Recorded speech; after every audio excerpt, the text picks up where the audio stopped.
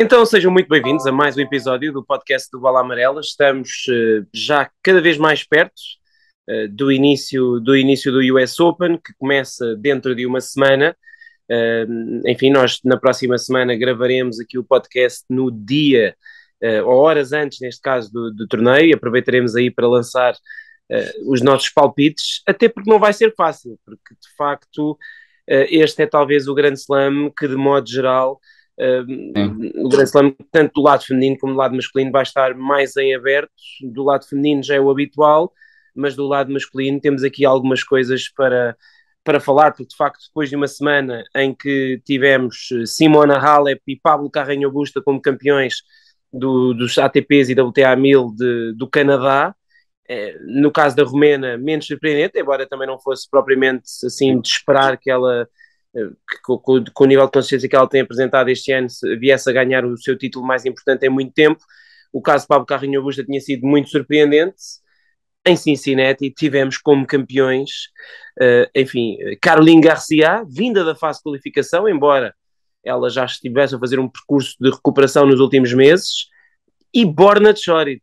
De facto, se nos tivessem dito no início da semana que iam ganhar a Caroline Garcia e o Borna Coric, nós chamaríamos seguramente malucos a quem nos tivesse dito isso, e então se tivéssemos sido nós, teríamos sido de facto apelidados de doidos. E é engraçado porque de facto quem ousasse, e nós aqui falamos muitas vezes em odds e em apostar, mas quem ousasse em apostar em Borna Coric nos seus encontros todos, tinha saído milionário, e nem precisava de pôr muito dinheiro, porque de facto ele, estou convencido que não seria favorito em nenhum dos seus encontros. De facto, fez uma caminhada absolutamente incrível, e só para elencar as vitórias antes de passar a bola, de facto ele bateu o Lorenzo Musetti na primeira ronda, o Rafael Nadal na segunda, o Roberto Bautista Agut nos oitavos, o Félix Auger-Aliassime nos quartos, o Cam Norrie nas meias e o Tsitsipas na final. Só perdeu um set contra o Nadal. De facto é muito impressionante.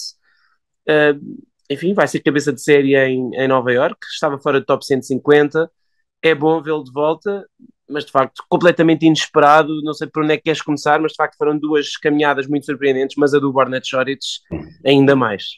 Sim, a do Borna Coric é como tu dizes, ele passa de estar número 152 do ranking, e nós vemos jogadores que voltam de lesões, por exemplo o Dominic Thiem, o Andy Murray no seu tempo, o Wawrinka, que está a sofrer muito também, que para voltarem ao seu... Está bem que a idade é diferente, obviamente, do time nem tanto, mas para voltarem ao seu melhor nível, demora muito tempo e têm de lutar bastante. E o Borna Coric consegue saltar uma série de etapas com uma semana incrível, mas lá está, foi como tu dizes, isto não lhe foi dado, ele não teve um percurso fácil, mesmo assim teria mérito, mas não andou a defrontar qualifiers e jogadores com um ranking mau e que se lesionaram. Não foi nada disso. Ele logo na segunda ronda ganha o Rafael Nadal, com uma grande exibição, e perde o set, mas de facto ele foi sempre o melhor jogador no encontro, esteve sempre por cima e sempre a pressionar o Nadal, e consegue ser cabeça de série no US Open, que eu até brinquei, disse isso em direto, que à exceção dos outros semifinalistas, eu disse isto na altura das meias finais,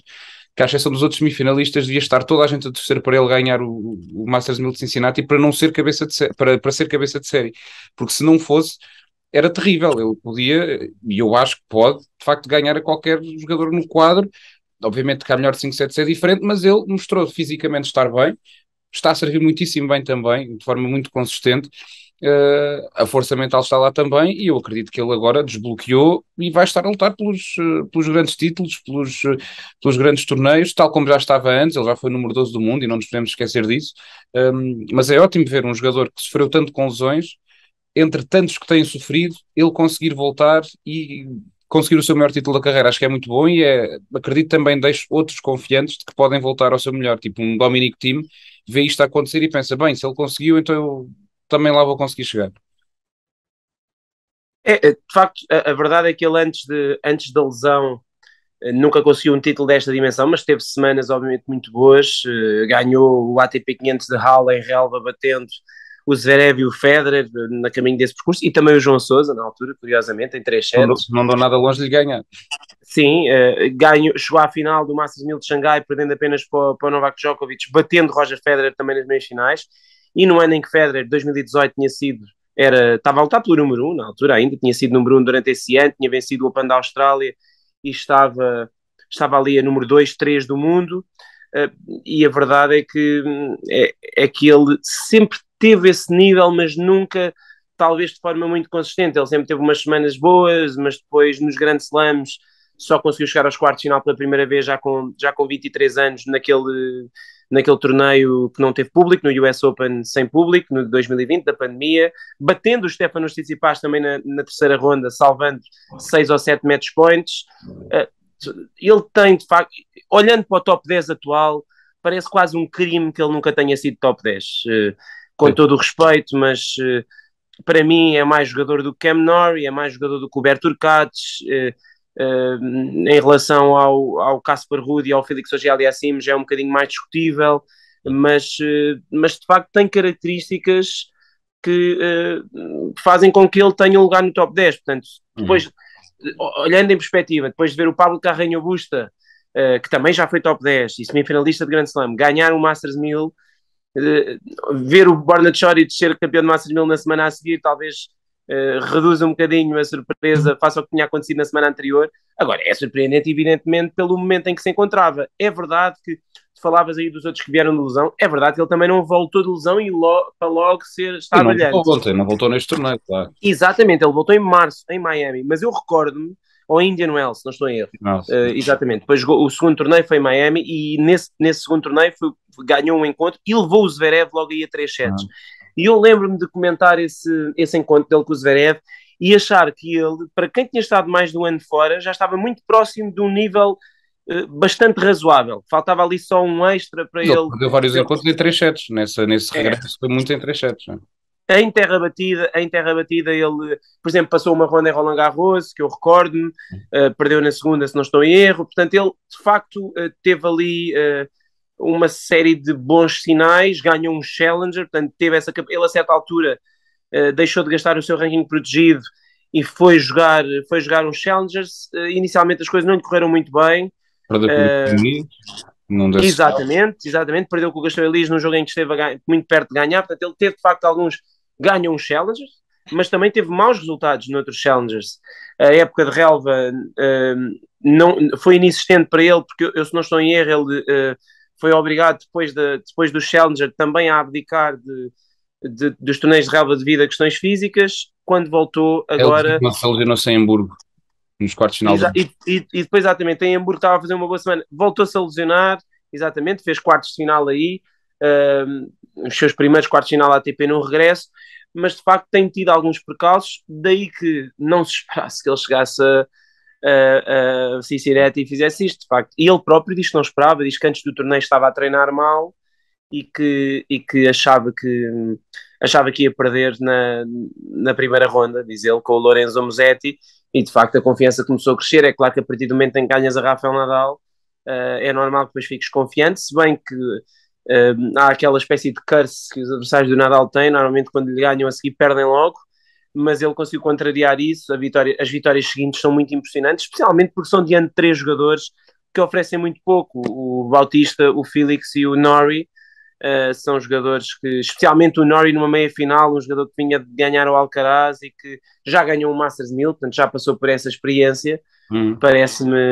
Pareceu uma vitória muito impressionante, pelo que ontem aquilo que aconteceu na final já me surpreendeu pouco, e podemos falar disso, já passar para isso, porque o Stefanos Tsitsipas, embora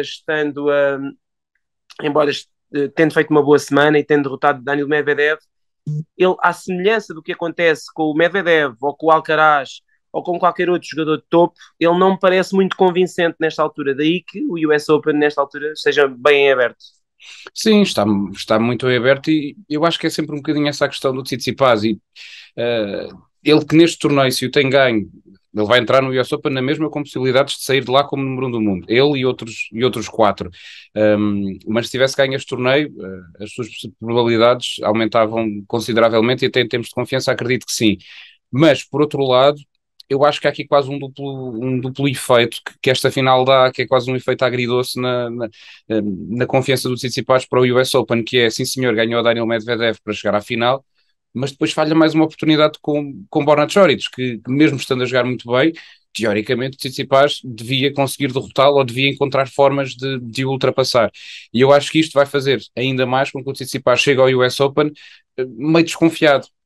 E depois, ao lado desta questão do número um do mundo, eles, se lhe vão obviamente perguntar-lhes isso a todos nas conferências de imprensa, aposto aqui que vão todos dizer que não pensam nisso, querem é jogar e jogo a jogo e que não lhes interessa, que nem olham para o ranking, mas é evidente que isto vai pesar em todos eles. Se calhar em quem pesa menos é no caso para o Ruud, que precisa de chegar pelo menos à final para ter hipótese e eh, era preciso algo perto de impossível para o Casper Ruud ser número um do mundo depois do US Open, mas aos outros quatro, ao Medvedev, ao Nadal, ao Tsitsipas e ao Alcaraz, eu acho que vai ser muito interessante perceber como é que eles vão lidar com a pressão, porque ela vai ser muita, para o Nadal ainda com a questão dos grandes slams também em cima, mas vai ser interessante o US Open ainda mais do que é normal, por causa disto vai estar tudo misturado, vai estar tudo ali meio louco, mais o sorteio que pode juntá-los em zonas do quadro, acho que vai ser muito giro, não sei o que é que tu achas que pode acontecer, ou se isto se vai mexer com eles ou não, ou se vão conseguir reagir bem, porque no caso do Alcaraz, por exemplo, tem-se percebido que ele está a acusar um bocadinho a pressão de todas estas mudanças que ele está a viver.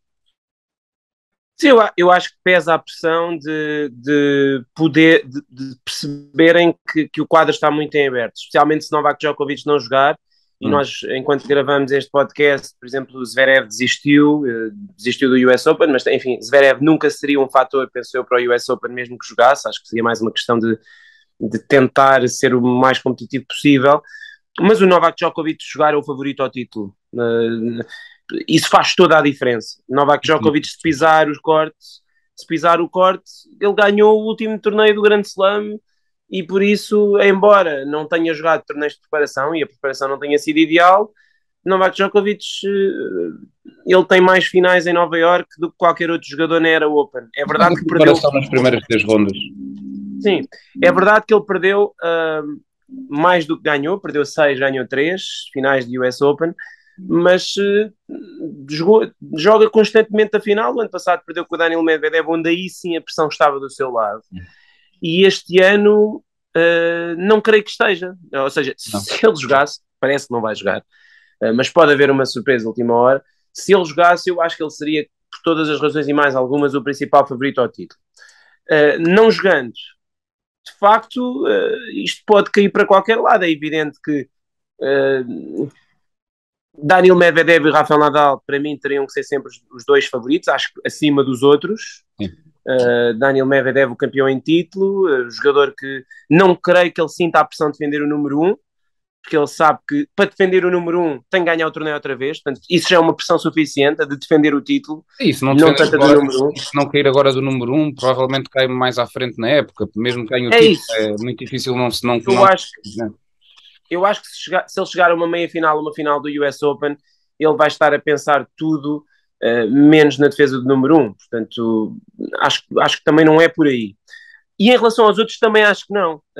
Porque lá está, porque a menos que, obviamente, imaginemos que Nadal e Medvedev perdem na primeira semana, aí sim, aí eu acho que Carlos Alcaraz, Casper Ruud, Stefanos Tsitsipas vão acusar evidentemente a pressão não apenas de terem uma oportunidade única de ganhar um grande slam, mas também de saberem que podem chegar a número 1, nomeadamente o Alcaraz e o Tsitsipas, de certo modo também, que estão pontualmente perto, mas especialmente o Carlitos. Agora, eu acho que a pressão tem muito mais a ver com o facto do quadro estarem abertos do que com qualquer outra coisa. Em relação ao caso de Alcaraz, ele de facto esta semana já jogou melhor, perde um encontro que não devia ter perdido, não está a jogar bem nos pontos importantes, ou seja, ele até fez uma semana positiva em que construiu melhor os pontos, pareceu-me que serviu muito melhor, respondeu melhor, mas não pode perder aquele encontro 3-1 acima no terceiro set, desperdiçando, penso que 11 em 13 breakpoints, ou uma coisa assim, ou 12 em 14, demais, pareceu demais, ainda para mais dentro de um jogador que não é um grande servidor, como é o Cameron Norrie. Mas eu acho que ele, à melhor de 5 sets, ele está lá, ele está no mix para lutar pelo título. Eu acho que sim, acho que Nadal invicto em Grand Slams este ano e Daniil Medvedev o campeão em título e que só perdeu com Nadal na final do outro Major em piso rápido são os favoritos, mas depois os outros que vêm para trás, ele colocaria claramente o Alcaraz e o Tsitsipas junto com o Kyrgios numa terceira linha. Mas se me diz, mas vai ganhar ficaria muito surpreendido na mesma se o Pablo Carreño Busta, apesar de ser campeão de Montreal e 2 vezes semifinalista do torneio, ganhasse, ou se o Borna Choric, campeão de Cincinnati, fosse ganhar o US Open.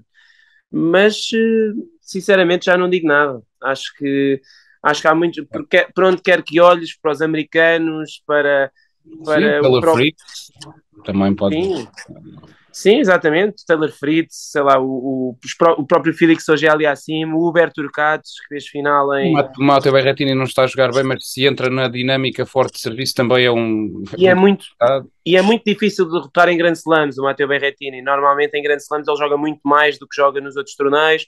O Marin Cilic, que já ganhou a prova e que fez meias finais no último Grand Slam que jogou. De facto, este é um torneio masculino como há muito não se via, porque mesmo o Open da Austrália sem Djokovic este ano tinha um claro favorito na altura, que era o Daniil Medvedev, que acabou por perder a final de 2 sets acima frente ao Rafael Nadal. Portanto, eu acho que vai ser muito giro. Então, E em relação ao torneio feminino, diz-me, desculpa. não, ia-te perguntar, porque acho também uma questão interessante, se calhar alguns fãs do Nadal ficaram preocupados. Eu não acho que eles tenham muito motivo para terem ficado preocupados depois da derrota com o Borna Choric. Eu acho que aconteceu exatamente o que não era o que ele queria, ele não queria perder, mas ele fez o que queria em Cincinnati, que era ter algumas horas em campo de competição, perceber como é que estava fisicamente, porque se calhar nem interessava muito ao Nadal chegar à final ou ganhar o torneio, porque se calhar era uma carga física muito grande. Eu acho que não há grande motivo para preocupação. Ter ferrugem, como é evidente, era impossível não ter, mas não acredito que essa ferrugem se vá notar no US Open. Não sei se concordas. Eu digo mais, eu acho que ele conscientemente ele jogou o torneio e aquele encontro em particular umas mudanças abaixo daquilo que pode. Eu acho que ele não quis meter a intensidade toda, acho que jogou sempre o encontro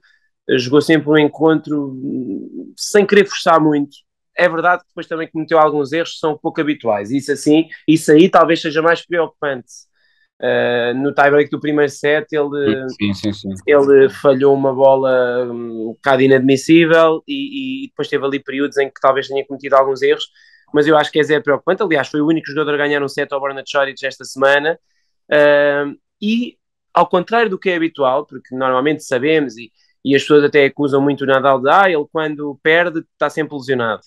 Mas ao contrário do que é habitual com ele, e ele normalmente quando está mal ele queixa-se, ele desta vez não me pareceu muito queixoso nem muito preocupado com o seu estado físico. Ele pareceu-me bastante otimista, ficou a semana toda a treinar em Cincinnati, depois foi para o US Open e já lá está a treinar também desde domingo. E eu acho que ele parte bem para o US Open. Acho que se estiver de facto saudável, como ele diz que está, se o pé não incomoda, se o abdominal está recuperado, vai ser muito difícil derrotá-lo. E é preciso não esquecer que de facto ele ainda não perdeu este ano em torneios do Grande Slam. Eu ainda não fui ver como é que estão as odds, mas se eu tivesse que definir odds numa casa de apostas, eu colocaria o Nadal como favorito, como o mais provável campeão do US Open, sinceramente, ainda que considerando que este torneio está mais aberto do que nunca, mas acho que até por isso, se há um jogador no quadro que tem 22 Grand Slams e se os outros que têm 21 e 20 não vão, Nadal tem de ser o favorito, sinceramente, até porque ele tem 4 títulos no US Open, já ganhou lá, é o seu segundo melhor Grand Slam de longe, portanto acho que ele, desse ponto de vista, se estiver em condições físicas, que é sempre a questão com o Nadal, vai estar seguramente na luta pelo título. Olha, estou a ver uma das casas de apostas, curiosamente aparece em terceiro, atrás do Daniil Medvedev e do Carlos Alcaraz. Não concordo. Eu também não concordo. Acho que não faz muito sentido, mas acho que mudará também assim que o virem jogar uma ronda ou duas. Acho que há ainda alguma desconfiança, precisamente por causa desta questão da derrota com o Borna Choric, embora depois a semana tenha provado que aquela vitória também teve muito a ver com o Borna Choric e não só com o Rafael Nadal. Exatamente. E isso, de certo modo, acho que também deve descansar um pouco as hostes e os fãs do espanhol.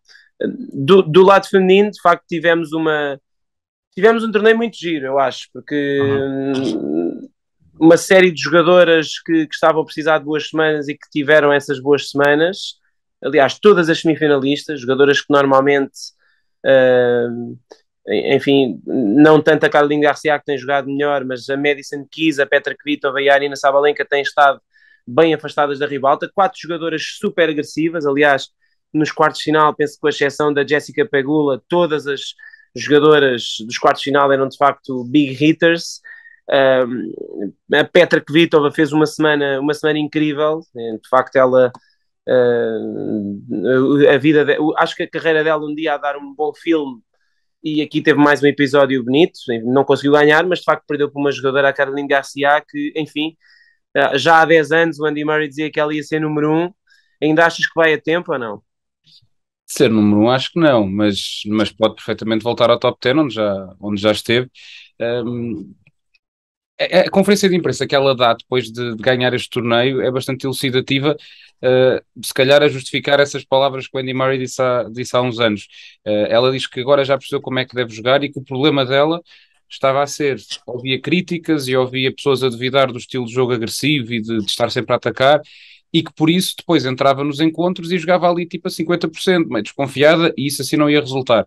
Então ela diz que sabe que vai perder encontros, é óbvio que não vai poder ganhar todos, mas que a partir de agora vai ser sempre assim, sempre ao ataque, ser ela a comandar os pontos, ser ela a dominar as trocas de bola, e esta semana foi isso que se viu. Em grande parte do tempo as jogadoras não conseguiram jogar com ela, não conseguiram acompanhar de facto este estilo muito agressivo e sempre a carregar e a insistir.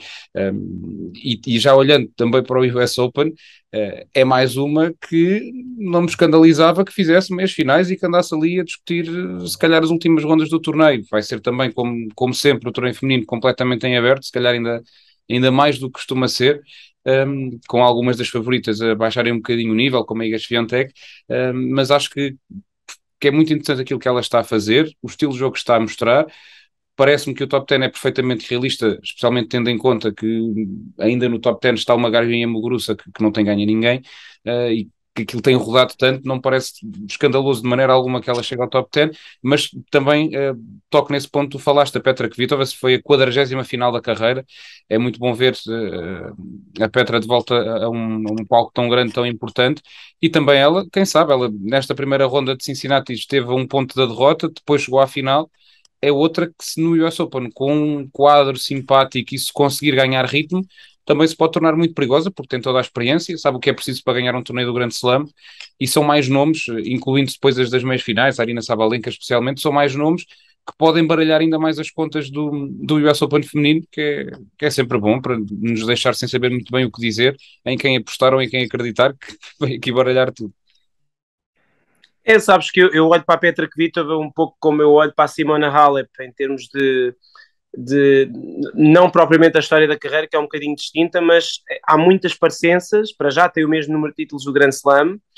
A Simona Halep, é verdade, foi número 1 no mundo e fechou 2 anos a número 1, mas a Petra Kvitova fechou quase todos os anos da carreira dela, mesmo depois de ter sido esfaqueada e toda aquela situação, no top 5 ou no top 10. Na pior das hipóteses, ela nunca baixa ali muito no top 20, mesmo nos seus maus períodos. Portanto, é aquelas jogadoras que nós sabemos que de vez em quando ela vai fazer um grande resultado num grande torneio. E que, apesar de já ter uma idade avançada, ela tem 31, tal como a Simona, ela é um ano mais nova, a Simona já vai fazer 32 em setembro, mas de facto a Kvitova, nós sabemos que ela tem o ténis para num bom dia ganhar a toda a gente. E tu olhas para ela um bocadinho como é o caso da Simona, e um bocadinho diferente se calhar de algumas veteranas, da própria Vitória Azarenka, que até hoje, enfim, tem um anúncio aí prometido, não sabemos o que é que vai ser, mas a Petra Kvitova, tal como a Simona, ela gosta ainda muito de ganhar e de competir, e isso viu-se esta semana. Sim. É verdade que no caso dela parece-me que há dias e há semanas em que ela não consegue fisicamente acompanhar já as exigências do circuito, mas ela nesta semana pareceu muito leve, com muita energia, a servir bem, e pronto, depois de obviamente sobreviver àquele encontro da primeira ronda de match point abaixo, frente à jogadora que tinha chegado à final no ano anterior, a Jill Teichmann, ela sentiu que podia chegar longe, e de facto é mais uma jogadora, tal como a Garcia, a entrar aqui no mix, porque olhamos depois em volta e as outras duas semifinalistas também, enfim, a Sabalenka voltou a ter uma semana muito desconfiada, mas foi ganhando encontros, mas a Madison Keys já foi vice-campeã do US Open e este ano foi semifinalista do Open da Austrália, e nos Estados Unidos é muito difícil de bater, e obviamente depois se formos olhar para trás, para aquilo que se passou nas semanas anteriores, vemos que as 4 semifinalistas de Toronto foram 4 jogadores diferentes, embora a Jessica Pegula tenha estado também bem esta semana, mas de facto é preciso não esquecer depois a Bia Maia, a Simona Halep, a própria Carolina Pliskova, que também reapareceu com um bom resultado no Canadá, e depois todas aquelas jogadoras do top 10 que não estão a jogar nada. A Anete Contaveita, a Onze Jabeur, a Badosa, a Sakari, a própria Iga Swiatek, que é de facto uma incógnita também nesta altura, porque são 4 torneios seguidos a perder cedo. A própria Jessica Pegula, número 1 dos Estados Unidos e talvez a jogadora mais consistente do top 10 neste verão. A Daria Kasatkina, que ganhou em San José, e depois a Emma Raducanu, né, que vai defender o título. Obviamente que eu acho que ela não está com nível para o defender, mas que esta semana, e acho que convém falar disso, Sim, sim. esta semana teve a sua melhor semana da temporada, arrasando completamente a Serena Williams, a Vitória Azarenka, perdendo no encontro duro e bem jogado com a Pegula. Fala-se muito agora na Grã-Bretanha por causa das bolas, porque este foi o primeiro torneio em Cincinnati que foi jogado com as bolas do US Open, que no caso do torneio feminino são mais leves do que as do torneio masculino, e que os ingleses defendem que isso faz com que a Emma Raducanu pareça menos leve do que aquilo que normalmente é. Portanto, faz com que a bola dela ande mais. Não sei se também sentiste isso, mas de facto foi a melhor semana dela este ano. Eu não sei se foi pela questão das bolas. Tem dado que falar, a Iga Swiatek não gosta nada, está um bocado revoltada com essa questão.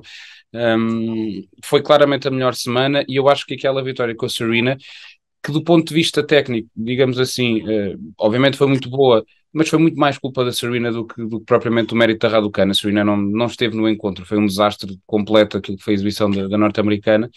A Emma aproveitou e bem para conseguir uma vitória importante.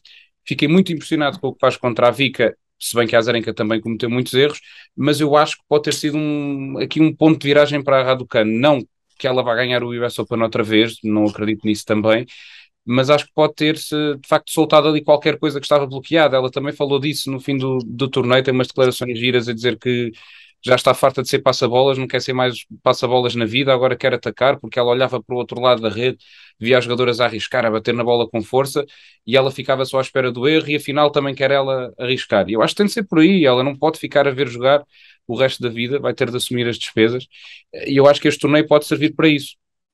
Não acredito que ela ganhe o US Open, mas lá está, se calhar não é daqui a 3 semanas, estamos a falar, bem, afinal, defendeu o título no US Open e ganhou na final contra a Amanda Anisimova, não sei, pode acontecer uma coisa dessas, não faço ideia. Mas de facto foi uma semana importante para ela, e eu acho que com aquelas 2 vitórias contra antigas número 1 do mundo, pode ter desbloqueado ali psicologicamente e quase como um grito de revolta que ela soltou para libertar mais o seu ténis. É, acho que é sem dúvida uma das histórias que, pelo menos na primeira semana do US Open, vai animar o torneio, e mais uma, de facto, das histórias do ténis feminino, porque são várias, e nem sequer estamos a ir, porque ela esta semana lesionou-se à Coco Gauff, também, enfim, foi vice-campeã de Roland Garros, e muita gente conta com ela para chegar longe, ou às outras americanas, a Amanda Anisimova, curiosamente também se lesionou esta semana. Os americanos nesse aspecto estão com azar, e é evidentemente, vamos ter na primeira semana do US Open pelo menos a questão das irmãs Williams para perceber, especialmente a Serena, até onde é que ela pode levar este último torneio da sua carreira. De facto, o US Open vai ser muito, muito, muito interessante, e acho que em termos de interesse, a primeira semana tem tudo para ser a melhor primeira semana de um grande slam em muitos anos, Sem dúvida. embora não vai ser fácil de bater. Por exemplo, este ano a primeira semana de Roland Garros, por exemplo, foi muito interessante, com muito bons encontros, com o Zverev e o Alcaraz a salvarem match points, com o Tsitsipas a virar 2 sets a 0 na primeira ronda, na segunda ronda, ou na primeira, já não, com o Musetti na primeira, mas o US Open vai ser muito interessante. Eu penso, tanto no feminino como no masculino, acho que vamos estar aqui a olhar para o quadro que sai quinta-feira e a pensar, caramba, tantos encontros bons logo na primeira e na segunda e na terceira ronda, e tantas histórias diferentes para contar. De facto, vai ser vai ser muito interessante. Não sei, assim, para concluir, o que é que esperas eventualmente que esta última semana possa trazer. Temos a questão, obviamente, do Novak Djokovic, que acho que vai ser a grande questão para os próximos dias. Dentro do corte, temos pouca coisa a acontecer. O João Sousa e o Francisco Cabral a competirem em Winston-Salem, onde está o Dominic Thiem a jogar em piso rápido pela primeira vez. Eu penso que desde, já estou meio perdido, mas desde o início de 2021, coisa assim. Sim, sim, sim, sim. De facto, vamos ver como é que ele vai aparecer, mas de facto os próximos dias vão ficar marcados pelo sorteio, pelo qualifying, obviamente pelo sorteio e pela questão de perceber se o Novak Djokovic pode jogar ou não. Sim, toda a gente quer saber, ainda não desistiu, portanto ele vai mantendo essa esperança. Eu confesso que acredito muito pouco que isso possa mudar. Eu acho que se fosse para mudar já tinha mudado. Não estou a ver isso a acontecer, mesmo em cima do torneio, afinal, ser autorizado ele entrar nos Estados Unidos, estava a parecer tudo demasiado de filme para acontecer. E também acho que ele não acredita muito que isso poderá tornar-se realidade. De resto, esta semana pode ser importante para alguns jogadores. Falaste aí do Dominic Thiem, que vai jogar com o JJ Wolf, depois pode apanhar o Igor Dimitrov e será importante, eventualmente, para ele perceber o seu nível em piso rápido e ganhar aqui um pouco de confiança a caminho do US Open. A mesma coisa para o João Sousa, que tem um quadro até simpático em Winston-Salem, onde pode, se calhar, ganhar um par de encontros que também o ajuda a ir mais embalado para Nova York. E depois, claro, essa questão dos portugueses no qualifying do US Open. O Francisco Cabral em Winston-Salem também já começou bem ao lado do Franco Escudo, agora pode subir mais uns lugares e chegar ainda mais confiante ao US Open para jogar ao lado do Nuno Borges. Portanto, é uma semana diferente, mas que vai ter muitos motivos de interesse também, obviamente com essa questão do Novak Djokovic em cima, se bem que, não sei se concordas comigo, mas eu não, de facto não estou a ver aquilo a mudar para o deixarem entrar, só se fosse aqui uns interesses muito grandes por parte do torneio de conseguirem fazer tanta força para o ter lá, ao ponto de arranjar ali uma zona cinzenta para o meter nos Estados Unidos. Sim, eu acho que a única coisa que o pode fazer entrar é de facto a prometida alteração e alívio nas regras acontecer até segunda-feira, porque houve de facto esse anúncio de que nas próximas semanas pode haver um alívio da entrada no país para cidadãos estrangeiros não vacinados, mas é claro que eu acho que nenhuma lei vai mudar por causa de Novak Djokovic. Se isso acontecer, será uma coincidência. Agora, enquanto ele estiver, enquanto ele estiver na lista, enquanto ele estiver dentro do quadro, temos que continuar a contar com ele dentro até que de facto ele seja impossibilitado de mesmo de viajar para, para o país, porque neste momento não tem essa possibilidade.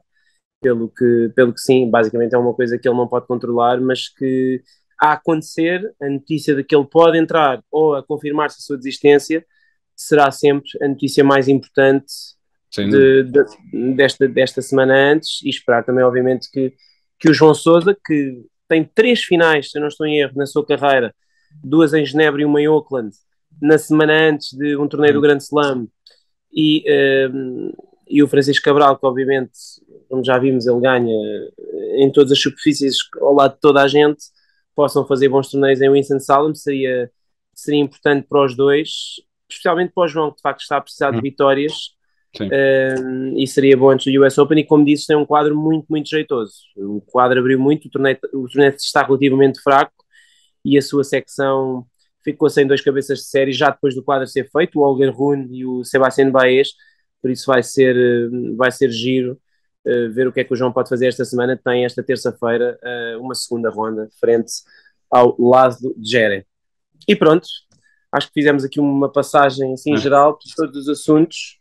Já sabem que esta semana temos acima de tudo o qualifying do US Open com 3 portugueses, o Nuno Borges, que ficou não muito longe de entrar diretamente no quadro, mas também o Gastão Elias e o Pedro Sousa, e evidentemente depois todo o acompanhamento que faremos, quer do sorteio, quer destes torneios pré-US Open, com o destaque para o João Sousa e para o Francisco Cabral em Winston-Salem. Nós voltamos para a semana e fiquem por aí, porque para a semana voltaremos com as nossas, desta vez mais arriscadas do que nunca, previsões para o US Open. De facto, vai estar ao Rubens. Mas fiquem por aí que nós voltamos para a semana.